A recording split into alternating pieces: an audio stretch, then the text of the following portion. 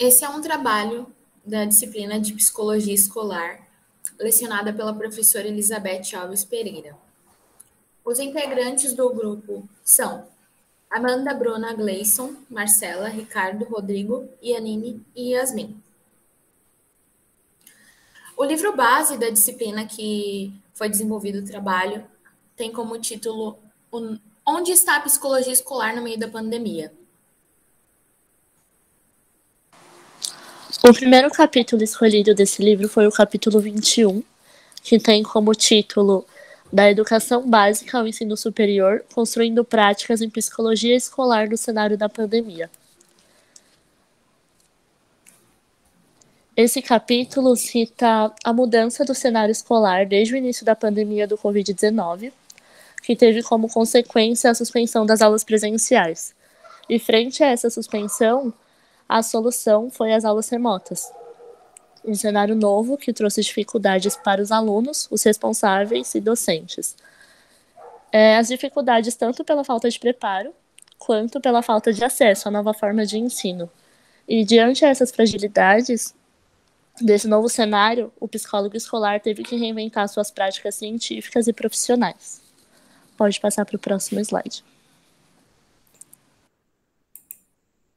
Então, diante dessa dificuldade, ele adotou algumas práticas, dentre elas a utilização do Google Forms com momentos informativos para atender aos colaboradores das instituições, grupo no WhatsApp com o título de Autocuidado em Foco, também para atender os colaboradores. Também foi criado outro Google Forms para atender a demanda dos alunos. Em relação ao ensino infantil, que teve sua carga horária reduzida, eles criaram vídeos curtos para mandar para as crianças e atividades para desenvolver o lúdico, com cores, jogos de memória, entre outros, para entender e compreender a emoção das crianças. Em relação às famílias, elas também foram acolhidas pelo serviço psicológico, que teve uma grande procura durante essa época.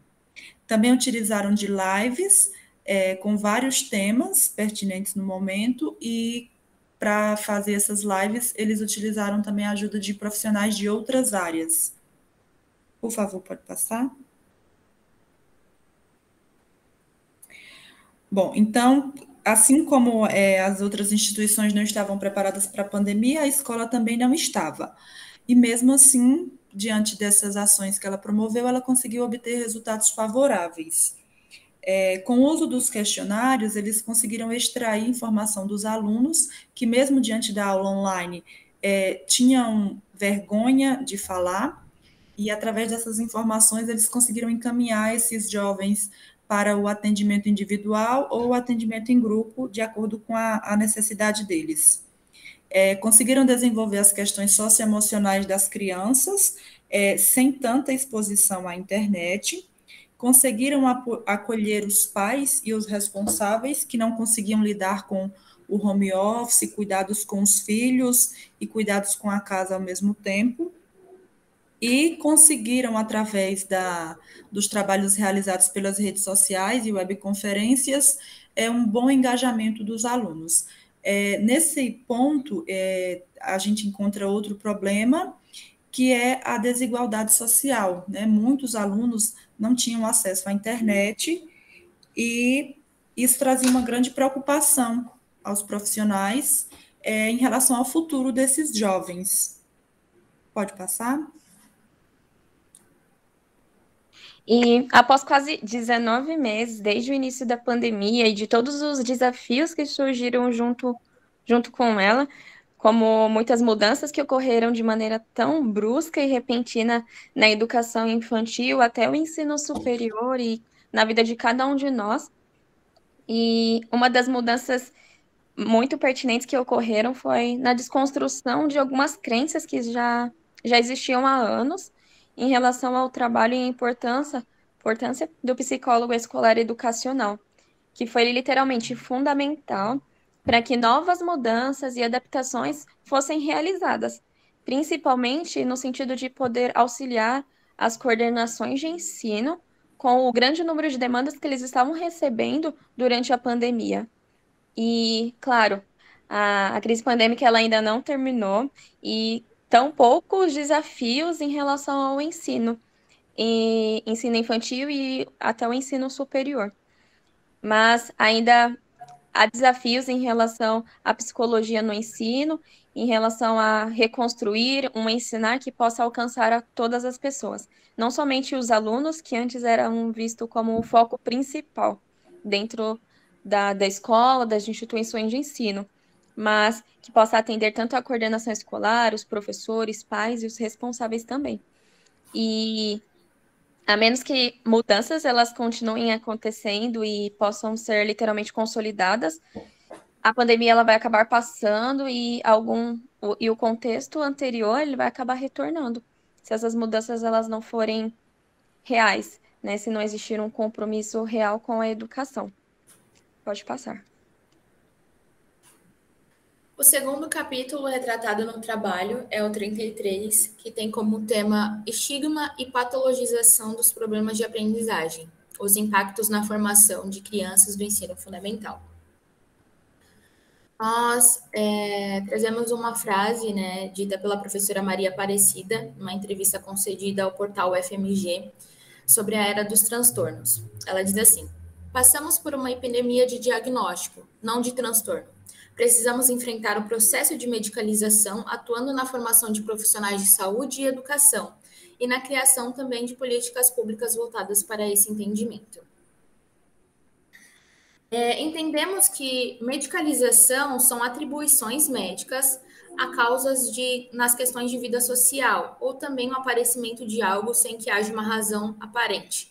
Ou seja, esse fator, ele acarreta no que chamamos de era dos transtornos, que é o reflexo de uma sociedade medicalizada. No que concerne ao debate entre educação e saúde, né, os alunos que têm problemas com aprendizagem, eles são associados a valores e patologias. Ou seja, né, esses alunos que têm esse déficit, essa dificuldade, eles são taxados como insubordinados, preguiçosos, né, não têm disciplina, e entre outros. Uma outra questão é a estigmatização desse aluno, que é de fato esse olhar negativo, né, para ele, e que também acaba levando à culpabilização individual familiar pela ineficiência desse aprendizado, né? A ineficiência do aprendizado dessa criança. Tendo como ponto de análise o olhar mais curativo ou preventivo, isso também leva ao enfraquecimento do saber pedagógico também, né? Porque a gente se trata da legitimidade em conseguir lidar com esses problemas, os professores. Eles não conseguem lidar com isso.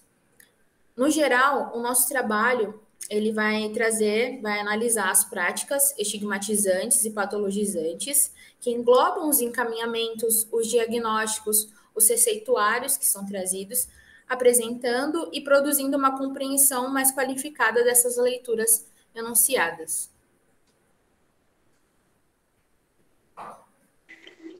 Para essa pesquisa foi utilizado um método qualitativo, utilizando-se de 8 casos indicados pela coordenação de uma escola, seguida de uma roda de conversa com 3 professores atuantes na unidade, um professor de sala regular e outros 2 de sala de recursos multidisciplinar, tendo aprovação do Comitê de Ética em Pesquisas e obtendo uma triagem nas análises, que foi usado para elaborar as categorias de dados em pesquisas em loco, né? Ou seja, na própria escola. Diante dessa triagem, relacionou-se um material teórico escolhido pela roda de conversa para fazer a discussão do tema. Próximo slide. Nos nossos resultados, fica claro a importância da saúde trabalhar juntamente com a questão da educação, porém de forma ampla e de qualidade. E também fica claro frisarmos o quanto a escola fica presa às questões dos diagnósticos. E o ideal seria que o professor acolhesse o aluno, identificasse, criasse sondagem, material adaptado, para que o aluno possa prosseguir. E também temos que frisar as questões do processo medicamentoso. As crianças, adolescentes, eles não são cobaias. Então, o processo medicamentoso deve ser pensado de forma ampla e com cuidado. Próximo slide. Com relação a esse processo de medicalização e patologização das crianças, nesse processo de ensino-aprendizagem, é sem sombra de dúvida uma questão a ser pensada com mais seriedade, né, por parte do poder público, dos educadores, pais e profissionais da saúde. Tornou-se algo natural, assim, em ambientes escolares, gestores, educadores, supervisores, se apropriarem de termos médicos para diagnosticar essas crianças e jovens, né, as crianças que apresentam problemas de aprendizagem ou que não se enquadrem nos moldes esperados, né. É fato que a escola ela tem um papel fundamental no quesito diagnóstico, pois sobre essa ótica é possível entender como a criança se relaciona com seus pares, por exemplo, ou como ela aprende. Porém, o que você tem observado atualmente são apropriações desses papéis em ambientes escolares que, em teoria, deveriam estar restritos a profissionais da área da saúde. Diversos equívocos, excessos também merecem destaque nesses ambientes. Esse fracasso escolar, ele está diretamente relacionado a baixos investimentos do poder público, formação dos professores e um ambiente familiar desfavorável. Cabe ressaltar, assim, que ao investigar uma queixa escolar ou uma demanda familiar para um suposto diagnóstico, um profissional ele não se limita somente à escola, mas sim entender o ambiente em que o indivíduo se relaciona, né? Com relação à continuidade de tratamentos, seja ele medicamentoso ou não, nota-se a cada hipótese levantada por um novo médico, é inserida uma medicação diferente para essa criança, né, desconsiderando todo o tratamento anterior, tudo que o médico trabalhou anteriormente com essa família, né, então a partir desse ponto a gente pode perceber que não é só a escola, só na escola que falta diálogo e bom senso, né, na área da saúde também. Embora a gente perceba que se faz necessário, em alguns casos, o uso de medicamentos, para outras crianças, não. Nem todos precisam do medicamento. Nem todos têm um diagnóstico fechado ali. São outras questões ali que precisam ser trabalhadas.